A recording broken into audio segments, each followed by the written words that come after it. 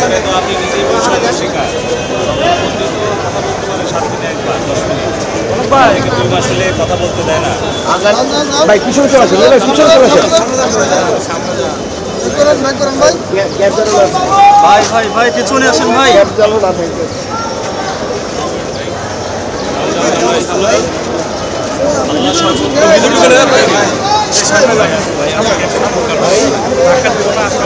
ঠিক আছে তো আপনি নিজেই বলছেন শিকার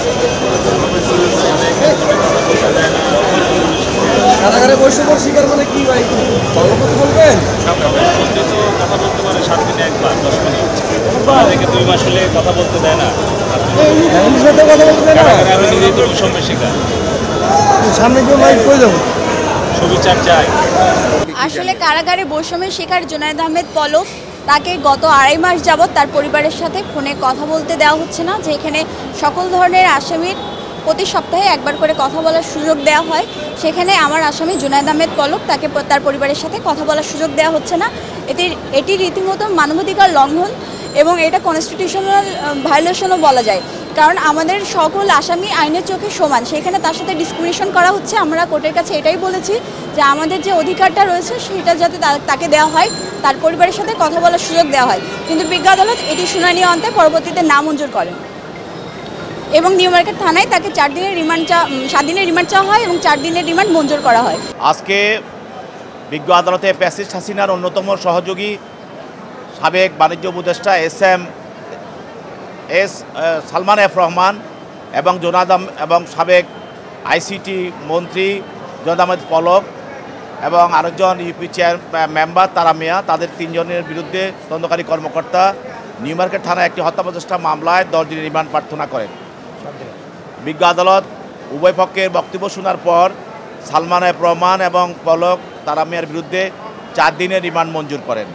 এছাড়াও আরও ঢাকার বিভিন্ন থানায় বিভিন্ন হত্যা মামলা এবং হত্যা প্রচেষ্টা মামলায় সাবেক বিচারপতি আলোচিত বিচারপতি যারা শামসুদ্দিন চৌধুরী মানিক এবং জুনায়েদ আহমেদ পলক, সাবেক অবৈধ শিক্ষামন্ত্রী দীপু মনি এবং সাবেক অবৈধ মন্ত্রী ফারুক খান এবং অবৈধ এমপি হাজী সেলিম এবং অবৈধ বিতর্কিত মন্ত্রী আইনমন্ত্রী আনিসুল হক এবং হাজী সেলিমের ছেলে সাবেক অবৈধ এমপি সোলামান সেলিম, তাদেরকে বিভিন্ন হত্যা এবং হত্যা প্রচেষ্টা মামলায় বিজ্ঞ আদালতে তদন্তকারী কর্মকর্তা বিভিন্ন মামলায় তাদের ঘটনার সঙ্গে এজাহারনামী আসামি হওয়ার কারণে জড়িত থাকার কারণে তাদেরকে সৌন অ্যারেস্ট করার প্রার্থনা করেন।